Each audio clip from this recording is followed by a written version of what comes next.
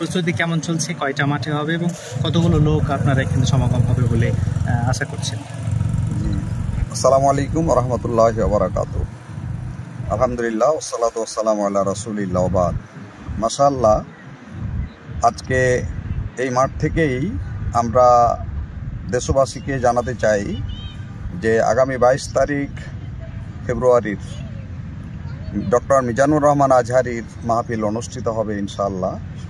এই মাহফিলকে ঘিরে বর্তমানে চারিদিকে উৎসাহ উদ্দীপনা, মানুষের আগ্রহ আমরা লক্ষ্য করছি।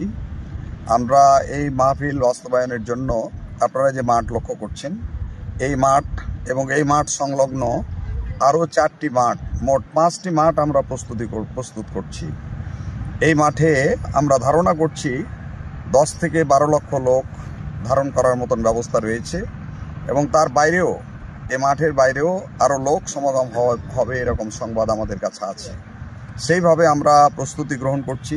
মাঠ প্রস্তুতির কাজ চলছে, চারিদিকে গেট সাজানো হচ্ছে, পোস্টার, লিফলেট, হ্যান্ডবিল প্রস্তুত হয়েছে, এগুলাও ছড়ানো হচ্ছে।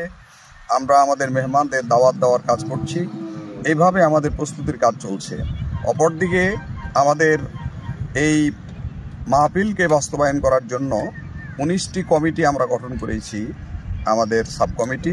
এই কমিটিগুলো নিরন্তর প্রচেষ্টা চালিয়ে যাচ্ছে। প্রত্যেকটি বিভাগ, মাঠ প্রস্তুত করা, দাওয়াত দেওয়া, এরপরে ল্যাট্রিন, ওয়াশরুম, তারপরে পানির ব্যবস্থা, এরপর প্রচারণা, এসব মিলিয়ে বিভিন্ন কার্যক্রম আমাদের পরিচালিত হচ্ছে। ইতিমধ্যেই মাননীয় এসপি মহোদয়ের সাথে আমাদের মিটিং হয়েছে। সেখানে আইন শৃঙ্খলার সব বিভাগ সেখানে উপস্থিত ছিলেন। তারাও কি সহযোগিতা করতে পারবেন এসব বিষয়ে আমাদেরকে বলেছেন। ইতিমধ্যেই আমাদের বিদ্যুৎ বিভাগ, এরপরে মোবাইল টাওয়ারের জন্য মোবাইল টাওয়ার বিভাগের সাথে, তাদের সাথে আমাদের যোগাযোগ হয়েছে। ওনারা সহযোগিতা করতে চেয়েছেন। ওয়াসার সাথে যোগাযোগ হয়েছে, পানির ব্যবস্থাপনা করা হচ্ছে। এইভাবে আমাদের এই মাঠের সুন্দর ব্যবস্থাপনার জন্য সব ধরনের প্রস্তুতি গ্রহণ করা হচ্ছে। আজকে সকালেই আমার সাথে এনএসআই, যিনি জেলার প্রধান, ডিস্ট্রিক্ট প্রধান, তার যে সমস্ত অফিসাররা আছেন তাদেরকে নিয়ে ওনারা প্রস্তুতির বিষয়ে খোঁজখবর নিয়েছেন। ওনারাও এই কাজে সহযোগিতা করার জন্য প্রস্তুতি নিচ্ছেন এবং আমাদের পরামর্শ তারা চেয়েছেন, কী সহযোগিতা প্রয়োজন তারাও সহযোগিতা করবেন।